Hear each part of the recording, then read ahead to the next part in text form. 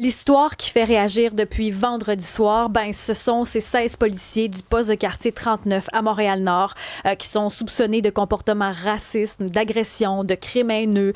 Tout le monde a cette image de ces policiers qui se seraient échangés une mèche de cheveux, des tresses qu'on appelle des dreads comme trophée. C'est l'histoire qui a abondamment circulé, entre autres amenée par le Journal de Montréal. On sait qu'il y a 2 cas qui ont été présentés devant le DPCP. Ensuite, les autres, il y en a qui ont été retranchés à d'autres tâches. Donc, il y a la lumière qui est faite là-dessus.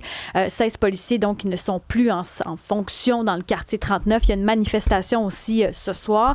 On a d'ailleurs avec nous David Shane, inspecteur en chef du service de police de Montréal, du SPVM. Tout d'abord, je tiens à vous remercier d'être dans nos studios aujourd'hui. Je sais que vous avez une grosse journée, mais je tiens à le préciser parce que on a fait beaucoup d'efforts pour vous contacter, mais vous acceptez quand même de faire face à la musique, puis ça, c'est digne de mention. Bien, je vous remercie. Effectivement, c'est extrêmement important pour nous de venir vous parler, de parler aux citoyens, aux citoyennes. Les gens ont des préoccupations, c'est normal. Et vous l'avez vu, vendredi, convoquer une conférence de presse à 22h30, c'est du jamais vu. Mais il fallait qu'on sorte, puis on va continuer à être transparent jusqu'au bout du dossier. La question que tout le monde se pose, pourquoi on a toléré ça si longtemps au poste de quartier 39? Bien, c'est une bonne question qu'on se pose également, Mme Perron. En ce moment, là, si vous me permettez, peut-être juste une petite précision dans ce que vous avez dit en ouverture. Donc, il y a effectivement 2 policiers qui sont suspendus et ça concerne un dossier dont des allégations ont été soumises au DPCP. Mais on ne parle pas d'un dossier d'accusation pour l'instant. Okay? Fait que c'est important là, pour que les gens se comprennent bien. C'est pas comme d'habitude quand on dit on a déposé une demande d'intenter des procédures en vue d'accusation. On n'est pas là. Donc, on a reçu des allégations. C'est un dossier qui a débuté en mars, qui a été signalé. Tout de suite, une enquête a été ordonnée pour faire la lumière. Et jeudi dernier, midi, c'est à ce moment-là où est-ce que là, ça a basculé parce qu'on a reçu les informations qui faisaient en sorte que, OK, là, c'est vraiment du sérieux et la décision a été prise par le directeur, par notre état-major, d'intervenir.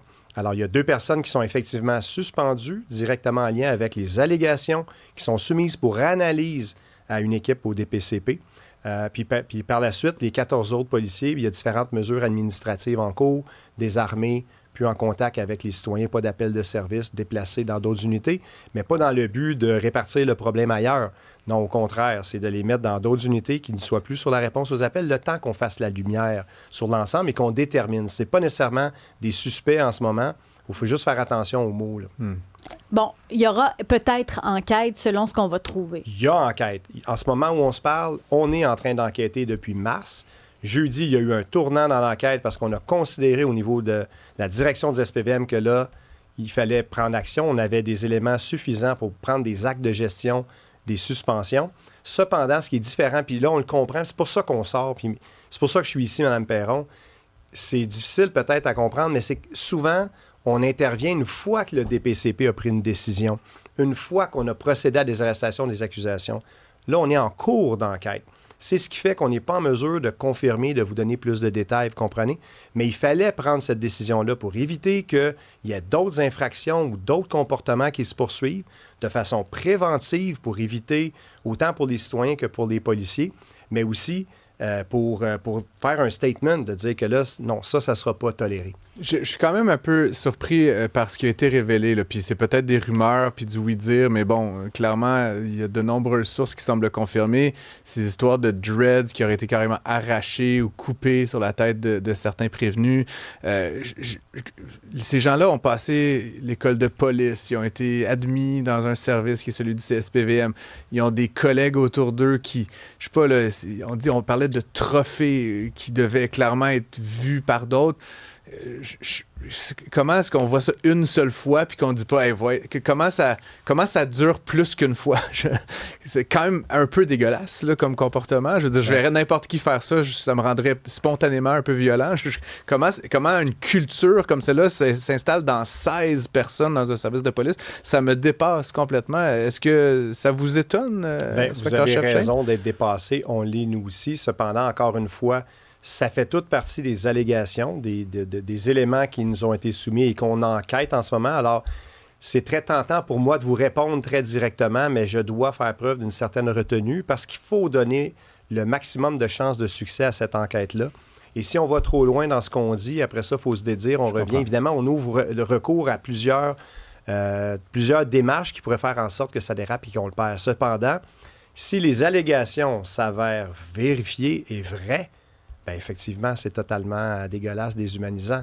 Et on ne peut pas faire autrement que réagir. Mais en ce moment, à la fois, il a fallu agir de façon décisive, mais en même temps, avoir quand même un minimum de retenue, parce que dans notre profession, il faut se baser sur des faits. Alors, il faut que l'enquête aille jusqu'au bout. Il y a aussi l'aspect des jeunes, des policiers qui ont moins de 5 ans d'expérience. Ça aussi, c'est revenu beaucoup parce qu'on dit, bon, dans le journal, on apprenait qu'on a engagé beaucoup de jeunes dans les dernières années par manque d'effectifs, qu'on a supprimé un poste d'agent senior, les réservistes, donc les agents à la retraite qui viennent prêter main forte.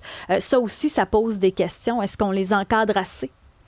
Bien voilà, ça fait partie des éléments qu'on doit regarder. En ce moment, on est vraiment en enquête criminelle, mais aussi sur les différentes allégations. Et il faut aussi aller plonger profondément dans la situation puis voir tous les éléments qui auraient pu contribuer ou qui ont permis de laisser aller. Mais en ce moment, il est trop tôt pour conclure. C'est facile, évidemment, j'entends. Moi aussi, j'ai des collègues qui me contactent. Le directeur, plein de gens le contactent aussi. Puis on peut accuser à gauche, à droite, toutes sortes de conditions. Mais il reste que pour l'instant, les allégations sont venues à nous, on fait enquête. Si elles sont avérées, bien, il y a des gens qui les ont posées, peu importe toutes ces conditions-là. Mais je pense qu'il n'y a aucun système qui est à l'épreuve 100% de tout. Dans tous les domaines, il y aura des comportements qui sont dérogatoires, inacceptables. Et c'est difficile d'avoir un système qui est 100%. Mais on se doit, on a la responsabilité de mettre tout ça en œuvre.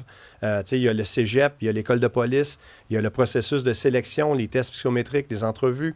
La formation de base quand nos recrues se joignent à nous, l'accompagnement par un agent qui a plus d'expérience pendant une période de 6 mois, les évaluations annuelles. C'est toutes des maillons ou des couches qui s'ajoutent, mais en même temps, on ne peut pas dire qu'il y a un système qui existe en quelque part dans le monde. Il y en a quand même 16 qui sont passés à travers les mailles de ce filet-là. En fait, si c'est avéré. Il faut faire attention encore une fois. On a deux policiers qui ont été suspendus. Les autres ont été réaffectés. Alors, pour l'instant, ils ne font pas l'objet d'allégations des PCP, mais c'est là, je vous dis, tu sais, puis c'est plate, là, je sais que c'est plate ce matin, là, tu sais, je voudrais pouvoir vous donner plus de détails. On verra la suite, qu'est-ce qu'il y en est. C'est possible que plusieurs, bien, finalement, il n'y avait pas nécessairement eu des comportements dérogatoires. Il faut apprendre quelle était la dynamique du groupe, qui savait quoi, à quel moment. Est-ce qu'ils ont fait des gestes, est-ce qu'ils ont appelé, est-ce qu'ils ont dénoncé, qu'est-ce qu'il y en est, là. Donc, il faut tout établir ces faits-là avant de mettre un jugement final. Il y a un policier à la retraite tout à l'heure qui nous mentionnait que c'était pas tout Montréal-Nord, mais que certains secteurs, qu'il y avait des gangs de rue aussi, que c'était pas évident d'interagir sur ça. Encore une fois, est-ce que l'expérience requise était suffisante pour ces jeunes-là? Est-ce que c'est vrai que c'est si difficile sur le terrain? Bien, je pense que le travail policier en 2026, c'est assez complexe avec toutes les problématiques, avec les enjeux sociaux, les enjeux de criminalité. Montréal, c'est la métropole quand même du Québec, deuxième plus grande ville au Canada. Tous les phénomènes criminels, on les vit ici. Les phénomènes de société également. Je pense qu'en général, peu importe le quartier où est-ce que vous êtes affecté à Montréal, il y a du défi. Mais je vous dirais cependant, on dira ce qu'on voudra. Mais si les allégations s'avèrent vraies, il n'y a rien qui justifie d'avoir posé de tels gestes. Sur la messagerie texte, il y en a plusieurs qui nous disent est-ce qu'ils vont moins réagir dans le futur à cause de ça? Parce que là, on essaie de faire la lumière sur ces situations-là. Est-ce que ça les empêchera d'agir dans le futur sur certaines situations, de faire des arrestations parce qu'ils auront peur de se faire pointer du doigt? Vous parlez des policiers? Oui. Mais on a déjà parlé, ça a été étudié, ce qu'on appelle le phénomène du désengagement policier dans les dernières... Du moins, moi, depuis que je suis aux communications, on m'en parle quand même régulièrement. Mais vous savez, moi, je vois pas mal tous les bons coups du SPVM. Puis je veux dire, j'ai pas assez de gens dans mon équipe pour communiquer tous les bons coups qui se font à tous les jours. Alors, nos policiers, policières, nos employés civils aussi qui sont en soutien à tous les jours, il y a des arrestations, il y a des dossiers d'enquête d'envergure.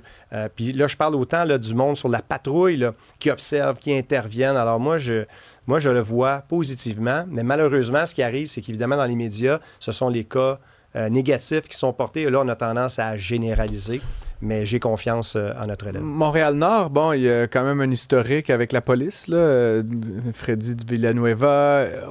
C'est peut-être extérieur, là, mais j'ai eu la chance de fréquenter ce quartier-là régulièrement. On sentait que ça allait mieux. Mais peut-être que c'est pas l'expérience que vous avez sur le terrain, mais bon, que ce dossier-là, on a nommé un parc, la mer, et tout ça, une proximité avec la communauté a été un peu rebâtie. Là. Est-ce qu'il n'y a pas un danger de remettre le feu aux poudres dans ce quartier-là qui semblait reprendre, en faire une sorte d'embellie, il y a une nouvelle marque. Là. Je sais pas, je veux pas glorifier Montréal-Nord, mais je veux dire, personnellement, de loin, je sentais que ça allait beaucoup mieux. Là, puis là, on apprend ça, il me semble que c'est de mauvais augure.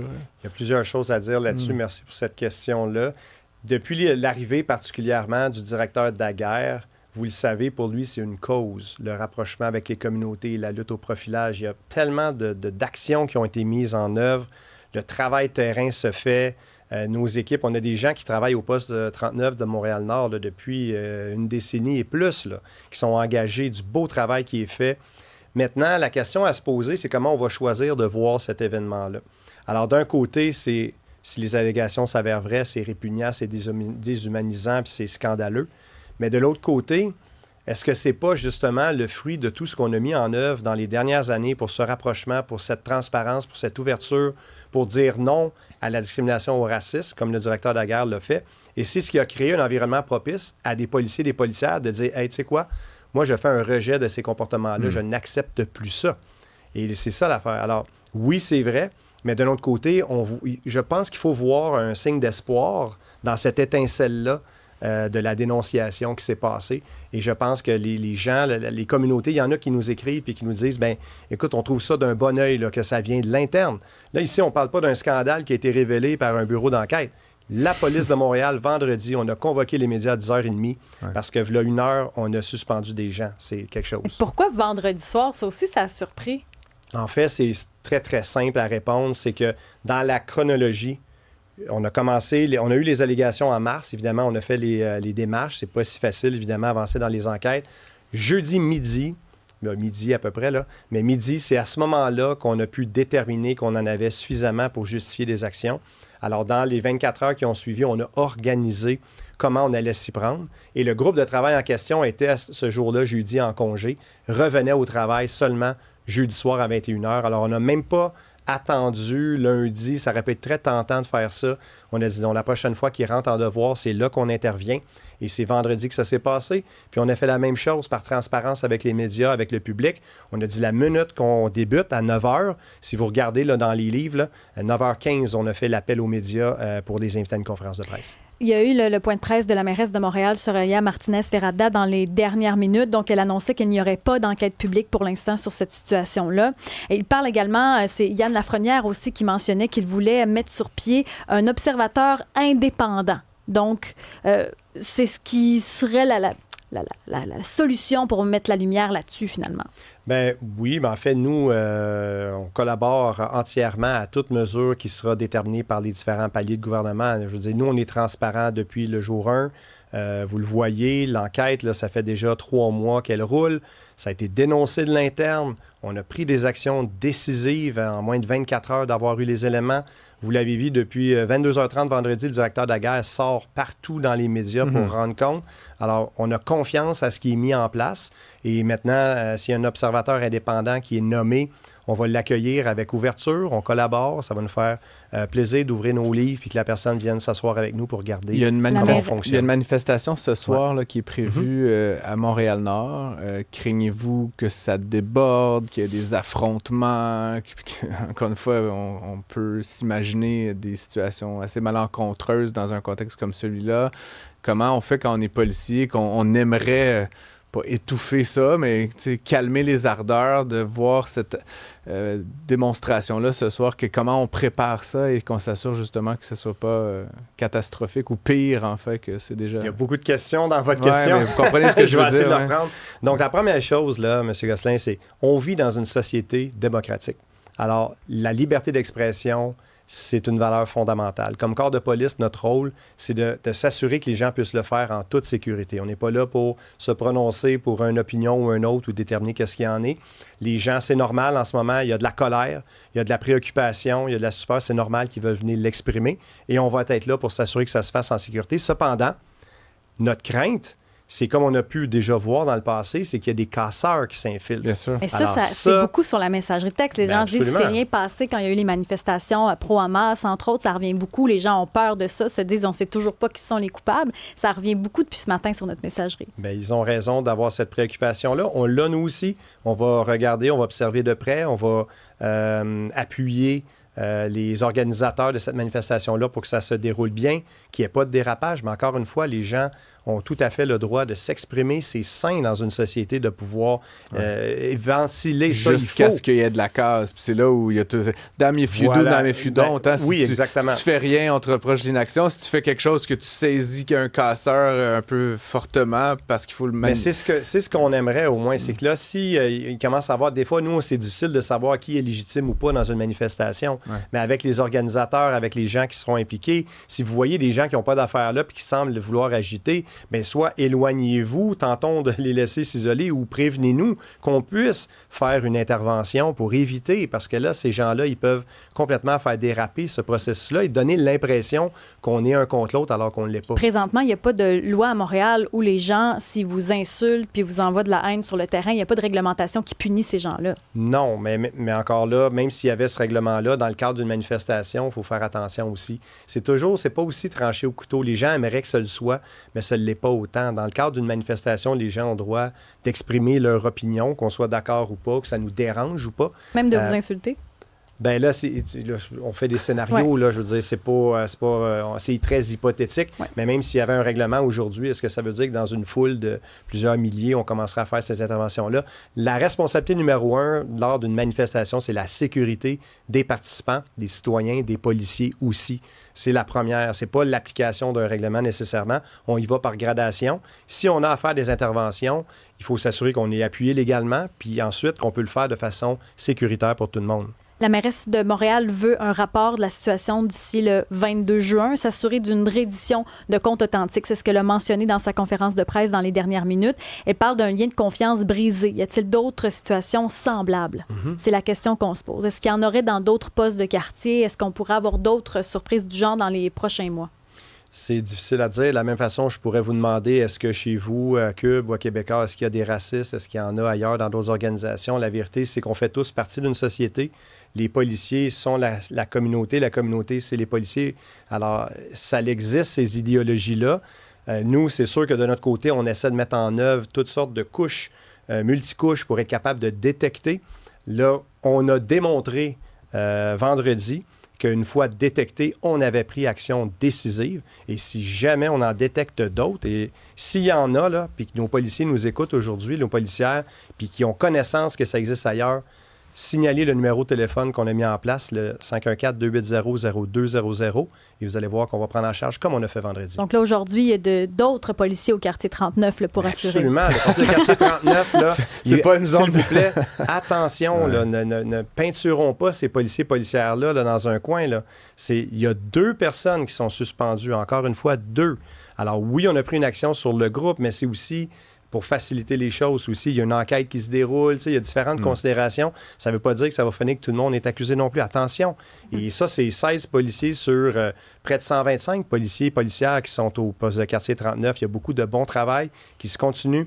Le service est maintenu. Les citoyens qui appellent 911, ils vont avoir réponse. Nos policiers sont très présents sur le terrain, vont demeurer engagés. Donc, on aura des réponses dans les prochaines semaines sur le déroulement de cette affaire. Bien, vous voyez, alors... On mène l'enquête, on ne peut pas donner des échéanciers parce que l'enquête se déroule. C'est comme toute enquête. Je pense qu'on est déjà venu sur le plateau parler de toutes sortes d'autres enquêtes, mais il y a les délais. Il faut laisser la chance aux enquêteurs de travailler. Déjà, en ce moment, ils travaillent avec beaucoup de pression, mais il ne faut pas mettre trop de pression. Il faut qu'ils gardent une rigueur intellectuelle. Il faut cumuler des preuves et ça ne peut pas se faire plus vite. Évidemment, parce que ça l'agite beaucoup dans les médias, c'est normal, puis dans l'opinion publique, mais il faut leur donner la chance de faire le travail de façon rigoureuse. Encore une fois, parce qu'au bout du compte, s'il y a à y avoir des accusations, bien, il faut qu'elles soient solides, il faut qu'elles tiennent, il faut faire la lumière complète. On est engagé, on est déjà à 3 mois dans cette enquête-là, et on va poursuivre le travail de façon transparente, puis on va revenir vous en parler là, sur votre tribune. David Cheyne, inspecteur-chef du service de police de Montréal, le SPVM, on vous souhaite une bonne journée. Merci, à vous aussi. Merci.